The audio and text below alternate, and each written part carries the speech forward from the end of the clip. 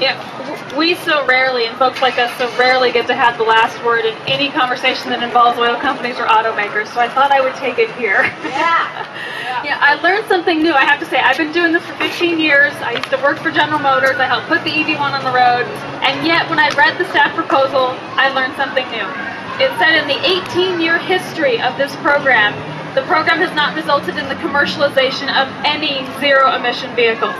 I'm pretty sure that the owners of the cars behind me would argue with that. We have a number of EV drivers here today, some of whom also use solar panels to recharge their cars. They would love to talk to you all afterwards. But even if that were true, I'm not sure that it's something to be shouting from the rooftops.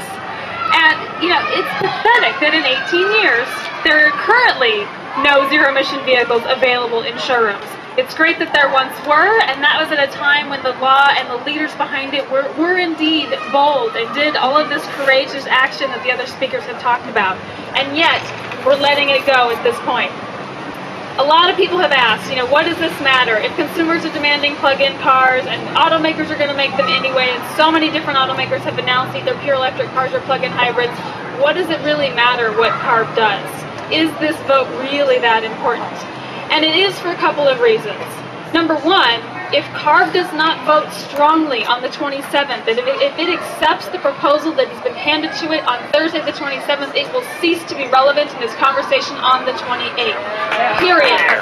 There is absolutely no chance that an automaker will continue to take seriously a body that won't ask for more than 150 cars per year per automaker. The governor has done a great job in putting forth very aggressive greenhouse gas reduction goals with AB 32.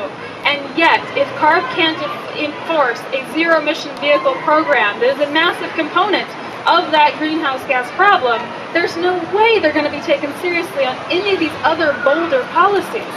So this has massive ramifications for CARB as an agency, but even more so for consumers.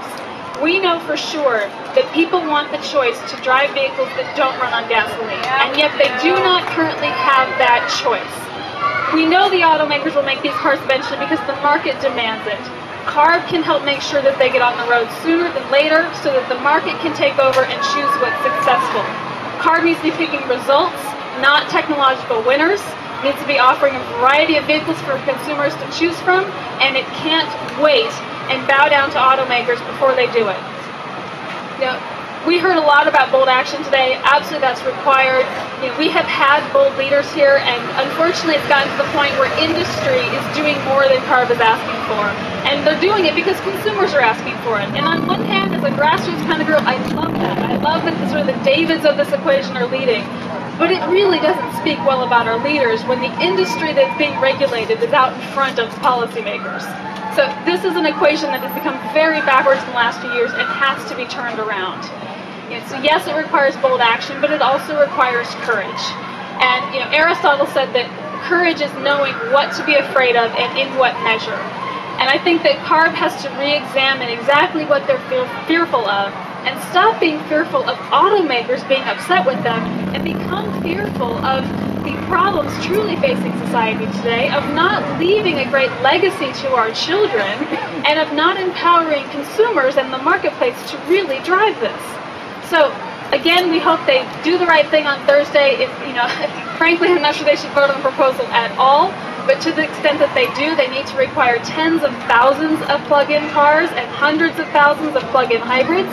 We know it will take hundreds of thousands of pure zero-emission vehicles to meet the governor's greenhouse gas reduction goals. Certainly a couple hundred per automaker per year isn't going to cut it. And until we have the choice to drive something better, CARB will continue to block the progress that consumers are demanding. Thank you all for coming. We will all be here to take questions from the press and introduce you to any of the EV drivers that you'd like to speak with.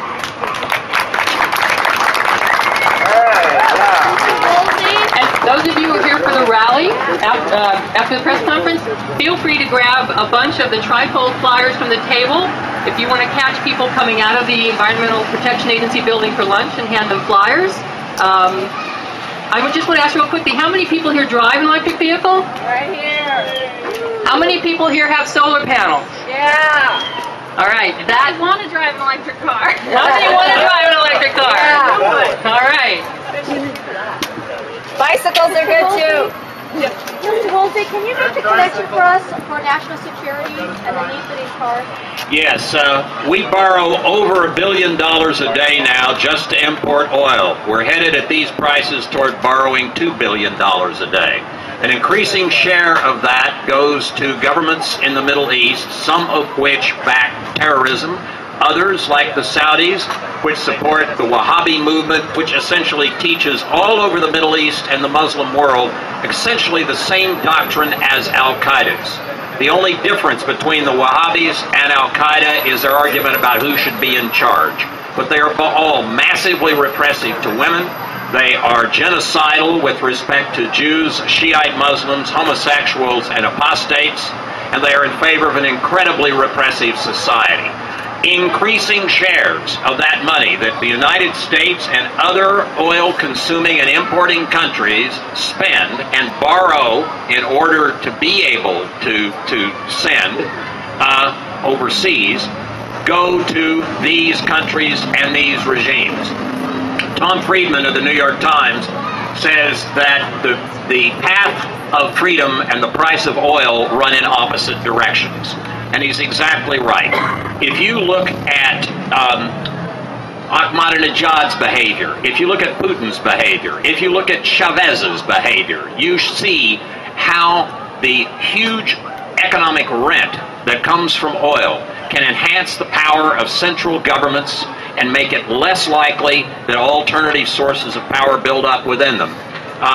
Bernard Lewis, I think our greatest expert on the Middle East in this country, says that there should be no taxation without representation. But it's also true there's no representation without taxation. If you're so rich from oil that you don't need taxes, you tend not to have a legislature. And most of these oil exporting countries, few exceptions, democratic Norway and so forth, but most of these oil exporting countries have tended toward becoming autocracies or staying autocracies or dictatorships. There are a very large number of reasons, including the vulnerability of the oil infrastructure in the Middle East, for us to move away from oil. 2 years ago, Al-Qaeda attacked Abqaiq, the largest oil production facility in the world, in northeastern Saudi Arabia. They rigged their truck bomb wrong. Had they rigged it right and taken out the sulfur clearing towers, they could have taken 4, 5, maybe 6 million barrels a day offline for well over a year, and that would have sent oil easily up to $200 a barrel. There are so many national security reasons why we want to move away from oil as quickly and as decisively as possible.